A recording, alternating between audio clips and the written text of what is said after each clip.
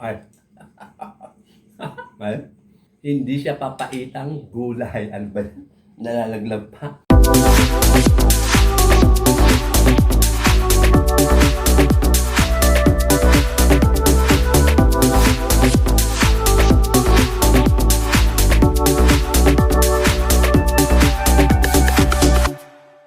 Good morning mga friendship! Papaksiw ako ng isda. Unahin natin ang sibuyas Tagalog. Medyo mura ng konti. Kasama dahon. 60 isang kilo. O ito yung dahon. Lagyan natin dito. Bawang. Diyan sa ilalim din. Tsaka tong luya. Di ba mga friendship? Ito, lalagyan natin sa ilalim. Bali, 10 ito. Gawin natin 5-5. 5 sa ibaba ay sa ilalim, 5 sa ibabaw. Ilalagay na natin ang tilapia.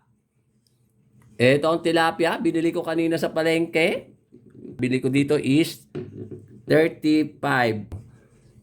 Bali, 4 to mga friendship. Ilagay natin sa gilid yung dalawang maliliit at yung malalaki na sa gitna. Tsaka tapos, lagay uli ito. Ayan, sibuyas Tagalog sa ibabaw. Bakit kaya tinawag na sibuyas Tagalog? Mukha ba siyang Tagalog, mga friendship? Nagsasalita ba siya kaya tinawag na ano? Sibuyas Tagalog. At ito uli, yung bawang, garlic in English. At itong ginger, luya in Tagalog. O, di ba dami? Sa ibabaw. At saka ito, sili uli sa ibabaw. Di ba daming sili? Paano kayo ito makakain lahat? Ako lang mag-isa. Di ba? At saka ito, mura ang kalamansi, kaya kalamansi nilagay ko imbis na suka. Pag mura kasi ang kalamansi mga friendship, kalamansi nilalagay ko. Pag mahal, suka. At saka ito, konting halubay-bay. At eto nga, isang tambak na ampalaya kasi mahilig ako. May bilog-bilog ang palaya. Di ba? Masarap kasi ang ampalaya pag marami. Paborito ko ang ampalaya talaga mga friendship. O, di ba? Dami. Tsaka lagyan ng konting iodized salt. Konti lang. Kasi may lubaybay. At eto, pampalasa. Alam niyo na kung ano to pampalasa. Ganyan ang mga friendship. Abangan nyo na kung paano ko siya lulutuin. Magluluto na ako. Di ba mga friendship? Mukha siyang masarap at masarap talaga siya. Yan, kumukulo-kulo na at malapit na siyang maluto. Huli man daw at may habol pa rin. Nakalimutan ko ang paminta. Ito yung paminta. Di ba? Galing ako sa palengke. Pagkatapos ko lutuin kanina yung paksiw na tilapia, ito naman ang aking lulutuin mga gulay. Papakita ko sa inyo mga friendship, ito bili ko lahat dito is 20 pesos. At papakita ko kung ano itong mga to. Basta 20 pesos ito, 3 klase lang mga gulay mga friendship. Sigarilyas at mali pero walang mani. Sigarilyas lang. Basta 20 pesos to, 3 klase. At talong, sawa ako sa habang talong. Bumili naman ako ng bilog na talong. Di ba mga friendship? Bilog na maliliit siya. Ayoko lang malalaki kasi baka mamaya maggulang na at ang mga buto matigas na, kulay dilaw na. Kaya itong malilit ang binili ko. Pero matigas-tigas din. Ewan ko lang kung pagka niluto ay lalambot siya. Di ba? Dami mga friendship ito. Yan. 3 klase, 20 pesos. At ito rin, 5 hindi foreigner na ampalaya, native. Made in the Philippines. Hindi siya made in USA. Hindi siya foreigner. Native siyang ampalaya. Ito ang paborito ko talaga ampalaya mga friendship. Hindi tulad itong nilagay ko dun sa paksiw na tilapia. Foreigner siya. Di ba mga friendship? Foreigner ng ampalaya na malalaki. Ito, native. Made in the Philippines. Di ba? Sibuyas. Ito muna, dali lang. Bawang. 130 isang kilo. 2 lang binili ko. Purita na akis. 10 pesos, 5 piso isa, 120 isang kilo, 2 lang binili ko dahil meron pa akong isa doon. Di ba mga friendship? Garlic in English. From the Philippines. Di ba mga friendship? At eto, sibuyas, medyo mura-mura na sibuyas na puti. Kumbaga sa sa sibuyas na foreigner, kanong sibuyas, white onions. O, di ba mga friendship? This is white onions. Oh. Ang isang kilo nito mga friendship is 35 pesos. Alam mo, bili ko dito, 10 pesos. O, di ba, kamura. Mura na ngayon na sibuyas na puti. Pero yung pula, medyo mahal pa. Yung may dahon, medyo bumaba ng konti. Small onions, kung tawagin dito sa atin, Lazuna in Ilocano. O, di ba? Luya, ginger in English. This is ginger. For your information, my foreigners, viewers from other countries. O, di ba? English yun, ha? This is ginger. In Tagalog, that's what we call luya. Kasi may mga foreigner din akong viewers. Kaya lang yung iba, English. Yung iba naman, di ko maintindihan kung sinasabi. Kung Morocco ba yun. Basta, meron din, kahit papaano, may nanonood din sa akin foreigners. Kaya lagi yung sinasabi, thank you for watching. Lagi yung sinasabi sa kanila. Pero hindi ko maintindihan yung sinasabi nila. Or pag nagkukwento sila, hindi ko sila maintindihan. Pero yung sulat nila, pag nag-comment, delicious. Delicious. Oh, yun lang sinasabi. Thank you. Yan sinasabi nilang ganon. Ano pa ba sinasabi? Thank you for sharing. Thank you, share. Your video is beautiful. Yan sinasabi. Eto, kamote, mga friendship. 30 pesos na isang kilo. 10 pesos lahat ito. O, di ba mga friendship, medyo mura. Kulay dilaw daw siya. Tignan ko nga kung kulay dilaw. Dilaw nga. Dilaw. Dilaw ang kulay. Bili ko dito is 10 pesos, 30 pesos ang kilo. O, di ba? Puro gulay. O, dami. Shout out kay Ma'am Juby at kay Sir Glenn, at sa pamilya, at sa apo niya. At kay Sir Ruben, at kay Ma'am Ethel, at sa mga anak niya. At syempre sa mga vlogger na taga-ibang bansa. Hindi ko na isa-sign, marami kayo. Thank you sa pagtsatsaga ninyong manood ng aking mga vlog. Kahit na simple lang. Simpleng-simple. At saka syempre dito sa mga Pinas, yung mga vlogger na lagi ring nanonood sa akin. At mga kaibigan ko na nanonood, kung may nanonood nga. O, di ba, mga friendship? At to all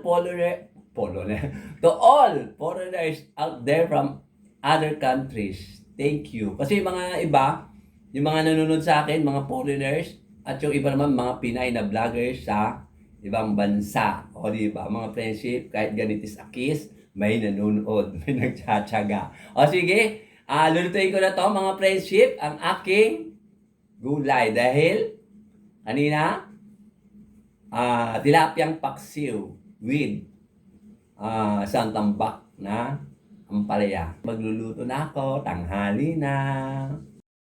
Mga friendship, eto, magluluto na ako. Unahin ko ang walang katapusang sabaw ng bigas. Halo bye-bye. Sa Kapampangan, halubay-bay. Sa Manila, tawag niya bagong isda pero wala siyang isda. Kaya, halubay-bay in Kapampangan. In Tagalog, halubay-bay ang tawag dito sa Kabyao. Takpan! Chuk! Kalit ba? O, di ba mga friendship? Friendship, kumukulo na. Ilalagay natin, unahin natin ang sweet potato. O, di ba, buo-buo. Kasi nga maliliit. Oh, kaya buo-buo, di ko na hiniwa-hiwa. Ano ba, mga friendship? Oh, buo-buo siya. Takpan. Ilalagay na natin ang round eggplant. Buo-buo. Oh, di ba, mga friendship? Kaya lang, hinati-hati ko sa gitna. Ayan, nilagyan ko. Nangitim na. Binabad ko na nga sa tubig. Nangitim pa rin. Lagay na natin dito. Kasi isa to sa matigas, pero pag naluto, malambot. At isasabay na natin ang ampalaya. Ito, mga ampalaya, native na ampalaya, hindi ko na tinanggal ang buto dahil bata pa siya. Hindi pa siya magulang, hindi pa siya matanda. Oh, di ba? Hindi pa siya wrangler, hindi pa siya gurame. At isasabay na rin natin ang buo-buo ring sigarilyas. Malambot naman kasi mga bata pa sila at hindi pa sila matatanda. Oh, di ba mga friendship? Ayoko na matanda. Oh. At eto, sardinas, walang tilapia. Ay, walang tilapia. Walang pritong tilapia, walang baboy. Eto na lang ilasaw ko. First time ko rin tong ginawa ata, mga friendship. Yung lagyan ng sardinas na sahog. Mm. Ako na naman ang kakain. Wala akong bisita. Wala nagpunta. Alam niyo na, wala si Tambo, wala si Parada. Busy sila. Eto, lagyan ko ng bilog-bilog. O, diba? Na sibuyas. Ano ba kaya klaseng luto ito? Di naman pakbet, di naman inabro, hindi naman dinding, basta gulay. Tapos, o di ba mga friendship? O di ba, ang ganda ng ano, itsura. O, ito kamatis din, di ko na pinisa para maiba naman para katero ng sibuyas na puti. Pero maganda sana, yung laso na, yung kulay pula na maliliit, mas malasa, mas bongga. At lagyan natin ng pampalasa. Lagyan natin ng konti ba yan? Konting ano, iodized salt. Kasi kung matabang. O diba, ganda.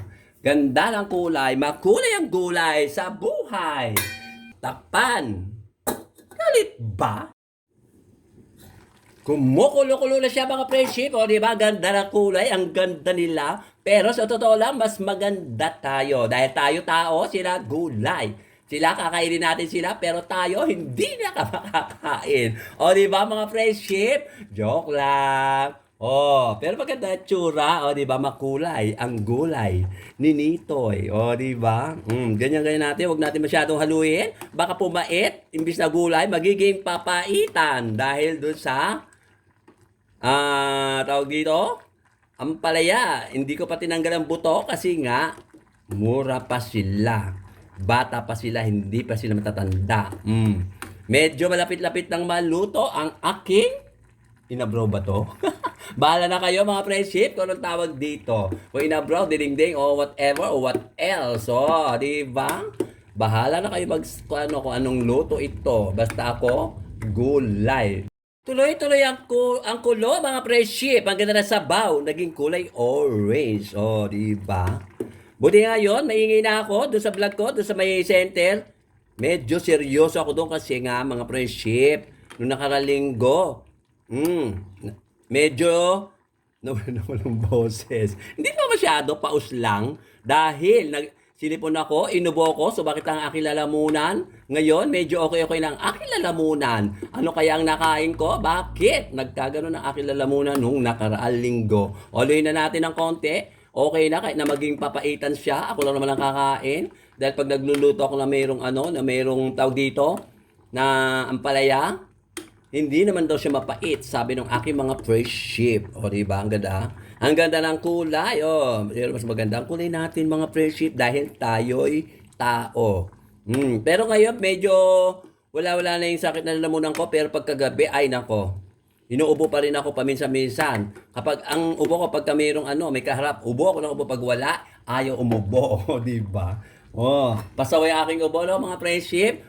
Sige, yan, malapit nang maluto, mga friendship. Takpan natin. Para maluto lang, mamaya-maya, kakain ako mag-isa. Eto na mga friendship, mukha siyang apritadang pinakbet. Di ba, mga friendship? Tinikman ko kanina sa baw.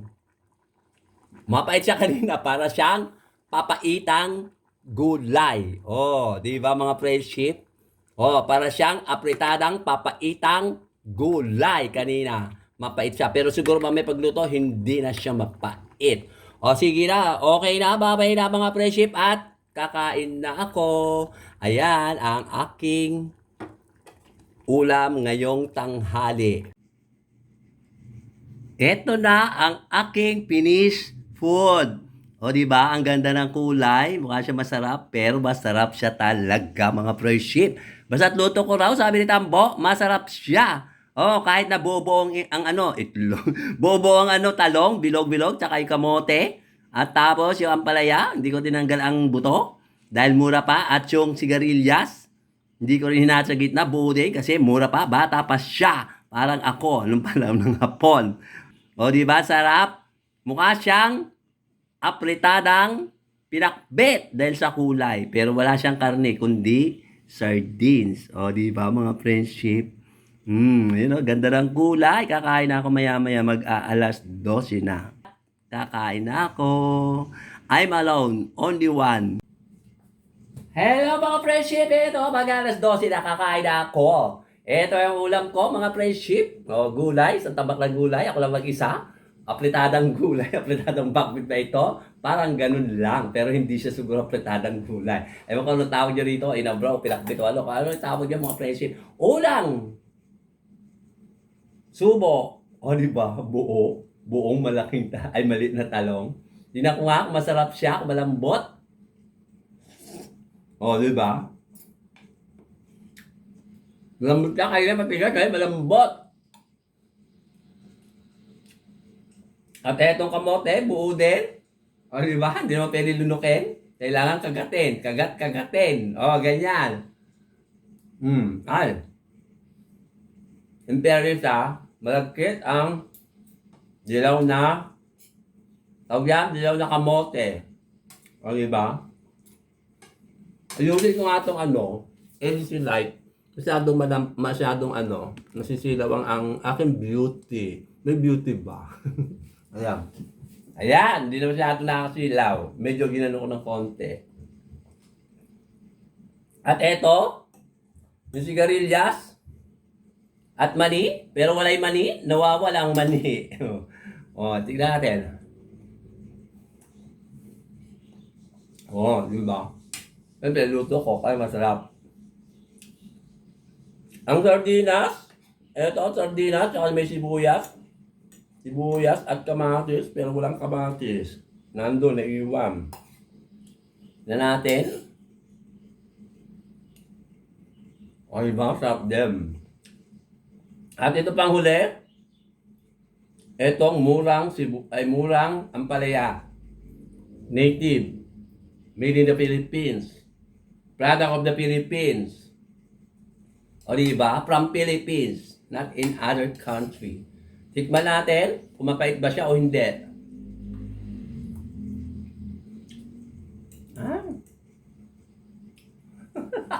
Ay.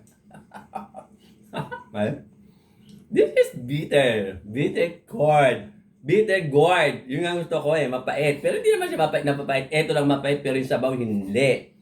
Hindi siya lumitaw na papaitang gulay. Mapait siya kaya hindi siya masyado. Kaya na mapapangiwi ka. Ay. Yeah.